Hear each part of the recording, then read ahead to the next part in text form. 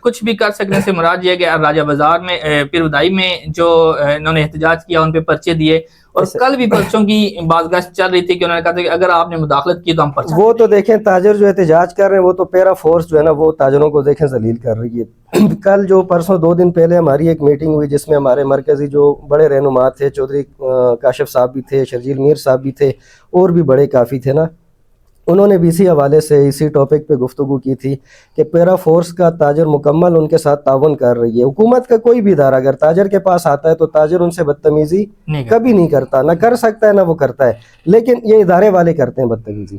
اب یہ بڑے دکاندار کو اور طریقے سے ڈیل کرتے ہیں، چھوٹے دکاندار کو یہ ذلیل کرتے ہیں. آپ نے دیکھا ہوگا ویڈیو آپ کے سامنے آ بھی رہی ہیں، وہ کالر سے پکڑ کے کھینچ کے بھی لے کے جا رہے ہیں تاجروں کو.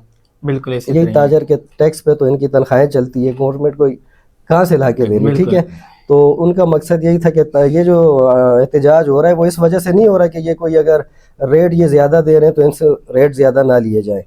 تو ریٹ آگے وہ کس چیز کا ریٹ چیک کر رہے ہیں؟ ٹماٹر کا ریٹ چیک کر رہے ہیں.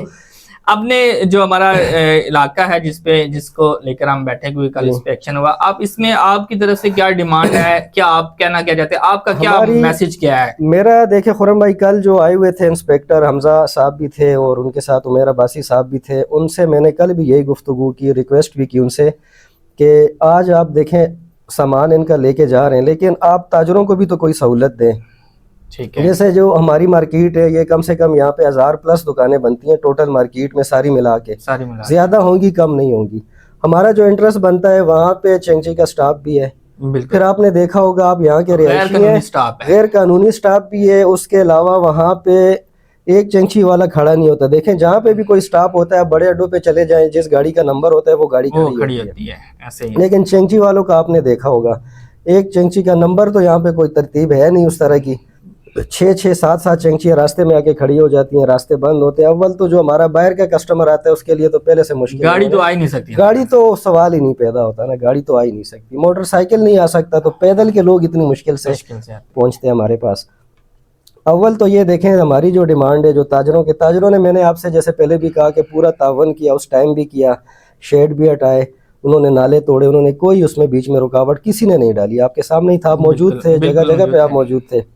تو اس کے بعد انہوں نے تاجروں کو کوئی سہولت نہیں دی. اب تاجر یہ ڈیمانڈ کر رہے ہیں کہ اوپر چوک سے لے کے نیچے جو بڑا چوک ہے ہمارا وہاں سے لے کے ڈوکسو چھوٹے چوک تک یہ تاجروں کو چھوڑ کے، ان کے شیڈوں کو چھوڑ کے بھی کبھی یہ دورہ کریں نا، آگے دیکھیں کہ یہاں پہ آیا کیا رکاوٹیں کیا ہیں. کیا صرف دکانداروں نے ہی لوگوں کو تنگ کیا ہوا ہے، راستے بند کیے ہوئے ہیں؟ میں آپ سے ایک بار دوبارہ کہوں گا کہ تاجر تجاوزات ہٹانے کے خلاف نہیں ہے، ٹھیک ہے، لیکن انہیں سہولت دی جائے، ان کے راستے تو ہموار کیے جائیں نا. پہلے جو تاجر کے پاس جو کسٹمر آ رہا ہے وہ ان کے پاس پہنچ ہی نہیں رہا. فرض کر لیں اگر یہاں پہ کوئی 10 بندے آتے ہیں اس میں سے 5